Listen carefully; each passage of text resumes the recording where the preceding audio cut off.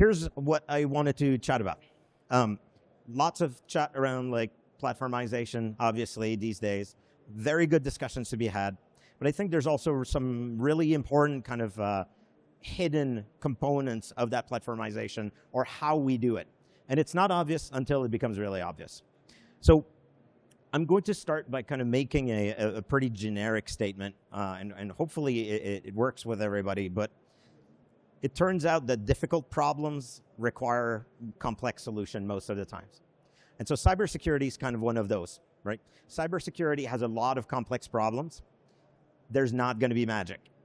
I think a lot of people are looking for magic, and that's great.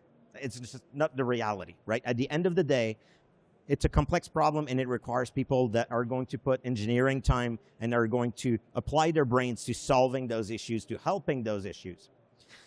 And now that's not for everybody, right? So there's some smaller companies, for example, like if we're talking enterprise, that for them, look, they can't go and hire the people, like those engineers to go and solve this from an engineering perspective. So they have to go with vendors, and that's fine. But they're going to have to go with people that know what they're doing, right? That understand that complexity. At the end of the day, there is no magic. And so when that complexity comes up, like always in the chain of solving those issues, that's when the platformization comes in.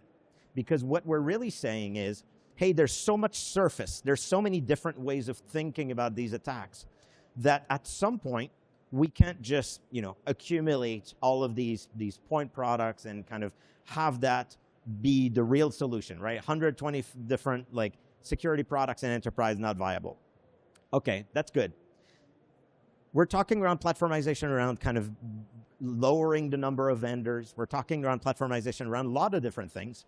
I'm going to make the claim that the vast majority of people talking about platformization are really looking at it in the exact same way as 5 years ago.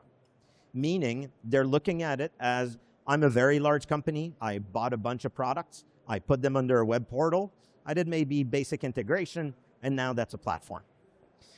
And we're missing something there. So instead of starting at the starting point of like, hey, what's the cybersecurity industry right now?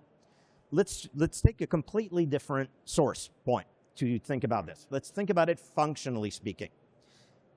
When we start talking around platformization, like, hey, you're a security practitioner, you're trying to do something, what are the things that you want to be able to do? And how do you want to be able to do them? The kind of very common points that come up will be things like, well, I want flexibility. So I want a thing that's going to allow me to be very flexible. Maybe it's how I put my security posture in a company. Maybe it's how I build a product or I build a service. So flexibility is going to be a big one. Visibility is going to be another important one, right? Hey, we want a platform where we're going to be able to understand what's going on, in that platform, see all the moving pieces, see what we're doing, what we're not doing, where the gaps are, where we're covered, we're not covered, but understand this, right? Again, I go back to point number one, there is no magic. So understanding what's behind that platform is super important. Great. We want simplicity in terms of procurement, right? Hey, who's worked with AWS? Like, who wants to go back to the pre-AWS days, right? I don't think a lot of people want to do that, right? AWS, so much flexibility, like that's amazing, right? We can go and we can build all kinds of things and do that in a way that is sort of self-centered, right? I can assemble the things that I want when I want them, like that. Okay, that's great. What other points do we want around that? Well, there's a lot of talks about like, integration, right? Okay, do we want integration? You kind of have to define what we're talking here.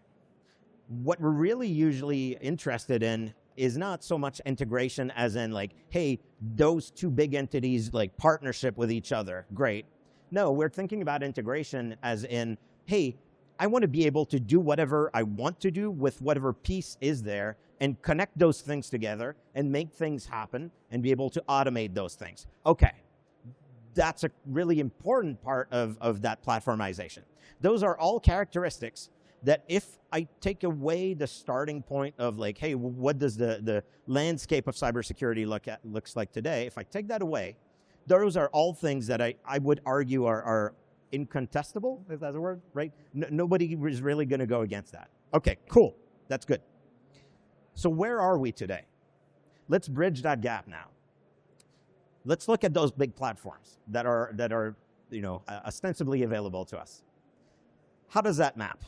I'm going to go from memory here, so sorry if I forget a point, but okay. Flexibility. How's flexibility going in those platforms? I mean, it's not that great, right? If I want to get access to something, I'm going to have to talk to at least one layer of salespeople. I'm going to have to go and share my use cases, and then they're going to validate me if I'm allowed to go and access the thing. Okay, flexibility. I'm going to probably be put in a contract of at least a year. So I'm going to be mostly stuck on that unless I want to go back to square one and kind of go through that process again. Okay, flexibility, not such a great point about what it's like today. Cool.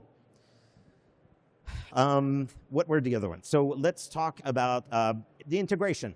Sure, integration's an easy one, right? I can integrate. Okay, what's it look like with those big platforms today? Lots of partnerships. That's cool. What if I want to integrate something that doesn't have a partnership? What if I want to integrate with a vendor that has decided not to sign a 500-page MSA with some other big vendor, that they're going to do a one-to-one custom-made just for that thing, right?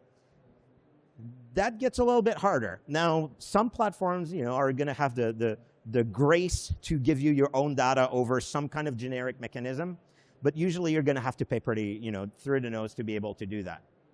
Okay, that's not so great. Let's go back to this. So, what do we have? I guess it's around flexibility. I talked a little bit about kind of being able to do the things when you want to do them. Yeah, really, it kind of loops back to this contract idea. The APIs, okay, lots of APIs, right, around that integration.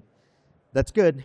How many of those platforms actually just offer widely documented APIs that anybody can use at any point in time? Okay, maybe those big platforms aren't really all that great, is kind of the point that I'm driving to, right? Okay, that's not a great spot to be in. Is there a better spot that exists? There is one, and it's really, really stupid obvious. And it's really a shame that cybersecurity doesn't have that already.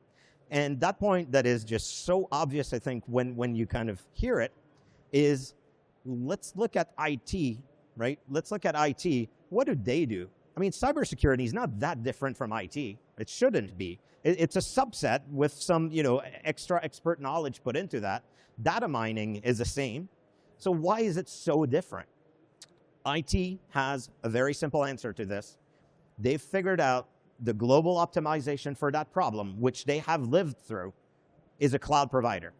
It's the cloud provider model that is so critical.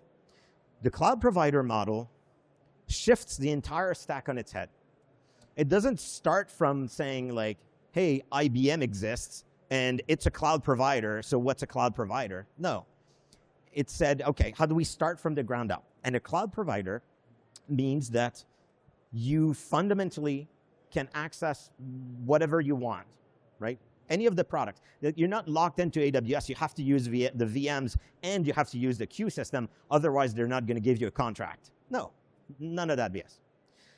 The flexibility, right? You have a credit card. There you go. You have qualified to be a customer of a cloud provider. You have a credit card. Whatever you want to get, at whatever point in time you want, you can get it. That's great. Let's talk about the integrations aspect of things.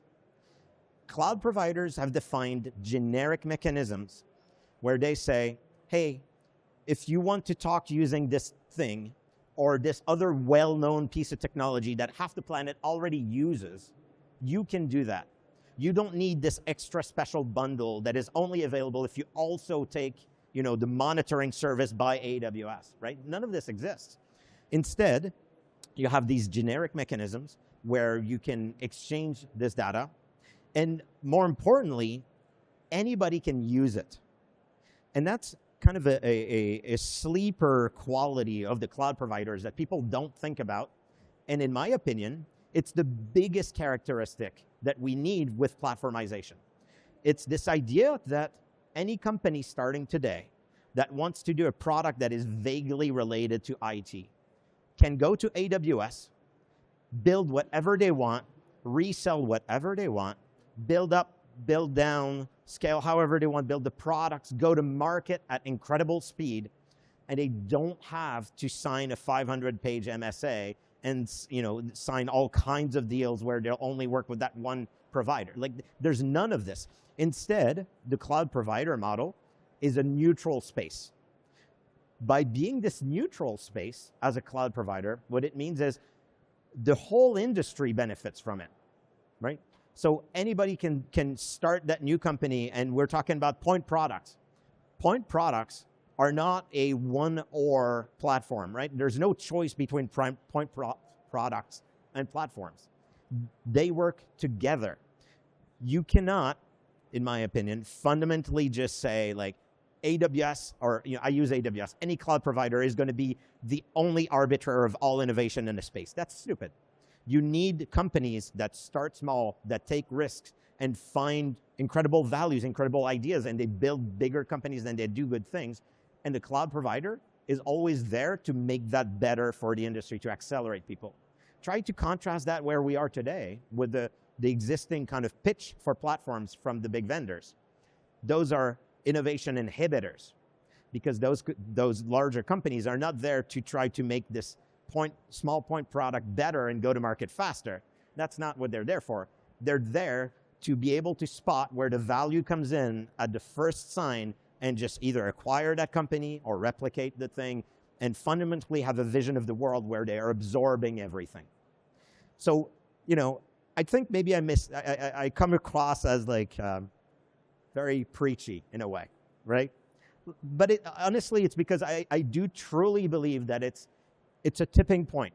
We've arrived to the platformization discussion in cybersecurity, and that's great. We need to have that discussion. We can't scale as a serious industry in the future without it, because there's no magic. We need engineers that go and do big things, that need to be able to do bigger things. However, there's such a big trap that's right in front of us, which is to say, platformization is going to be the next buzzword that, is going to be changed in 5 years again. And really, we're going to be under the same 5 different oligarchs. So obviously, this is a little bit self-serving, right? I'm at LimaCharlie. What we're doing is exactly what we're preaching. I won't even get into all of the details, to be honest. But fundamentally, what we're saying is we're building a cloud provider for cybersecurity primitives. We want to be that accelerator to the industry. We have people building products on top of LimaCharlie. We're not the cutting edge of all of the things. Like, virtual machines were not the cutting edge of AWS at the time, right? We want to take the parts that have been replicated thousands of times across thousands of startups, where every one of those startups has had to raise $2 million and spent a year rebuilding the exact same stack that doesn't differentiate them at all. That is what we want to do so that they don't have to do it. We want to be neutral in the space so that they can go and do great things. To do this, we adapt a little bit that cloud provider approach. The quality of a cloud provider is the fundamental contract of what we do. Everything that we do is fundamentally self-serve, multi-tenant, build per usage, up and down, OEM friendly. That's the fundamental contract. The primitives that we put on top of that, the products, if you will, obviously we're not making virtual machines. So we had to ask ourselves the philosophical question: what's a primitive in cybersecurity? The obvious one for us was agent. The agent is kind of a really, really critical piece of infrastructure, but it's by no means limited to that. And so we are adding constantly these pieces, always in a generic way. Because again, we want to be able to say, this company they're using one product that is one small corner of what we do, and it's allowed them to do great things. So that's what we're building at LimaCharlie. I think the final part of that is the not self-serving, and it's kind of the proof for me, the counterbalance to my preachiness here, which is I really, really fundamentally believe, and we all fundamentally believe, that approach is critical. And so I think, to me, the best outcome that we can possibly see here is to see other people following in our footsteps. At the end of the day, regardless of whether it's LimaCharlie or it's the next company that does something similar, honestly, or it's CrowdStrike, or it's, Palo Alto, or whoever it is, if they adopt that model, I will die a happy man, because I will know that we will have had a role in taking cybersecurity away from this obscure, art of deception and trying to figure out what people are doing in black boxes, and honestly not a serious industry in some way, right? To be a serious industry, we almost have to be like the aviation industry and say, everything we do for a reason. It's based on rules that people understand. It's based on experiences that people understand. It's not based on reading chicken entrails and then saying that we have the best magical solution. So that's what I wanted to talk about. Yeah, any questions? Happy there's still a few minutes, so I think barely. So questions or thoughts even? All right, cool. Well, thanks for listening.